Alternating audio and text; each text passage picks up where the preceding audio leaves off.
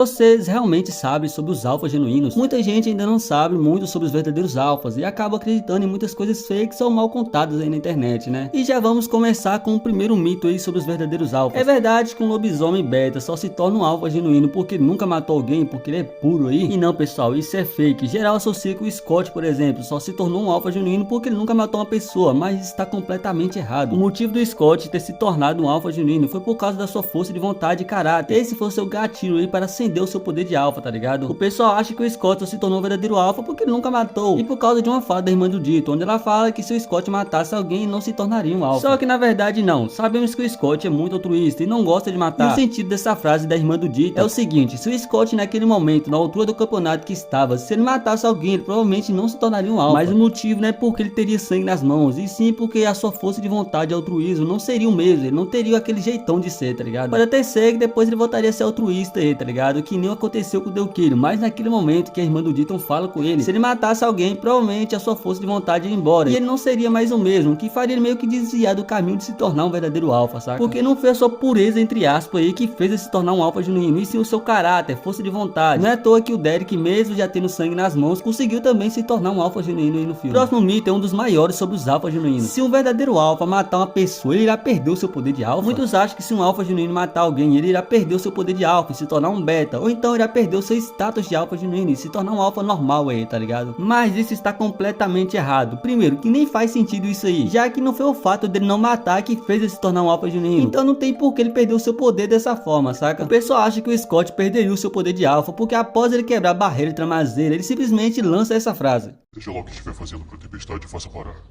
Senão eu mesmo te mato. Não importa o que isso fizer com a cor dos meus olhos."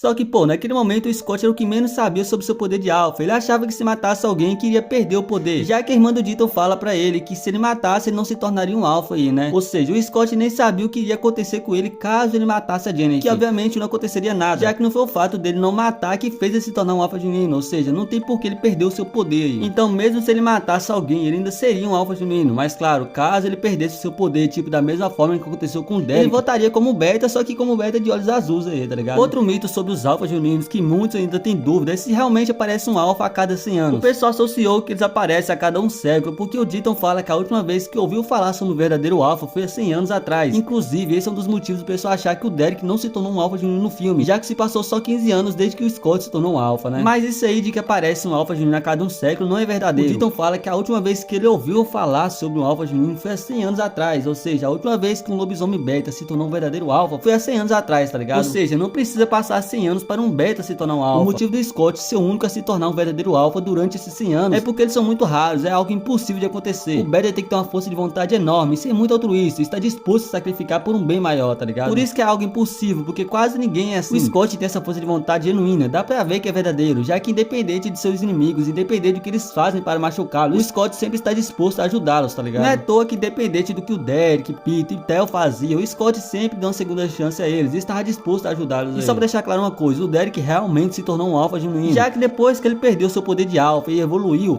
ele ficou mais altruísta e estava disposto a sacrificar para um bem maior. E esse foi seu gatilho para se tornar um verdadeiro alfa, já que ele se sacrificou no filme para segurar o Nogitsune. Então, só para deixar tudo certo, para se tornar um alfa genuíno não precisa ter os olhos amarelos.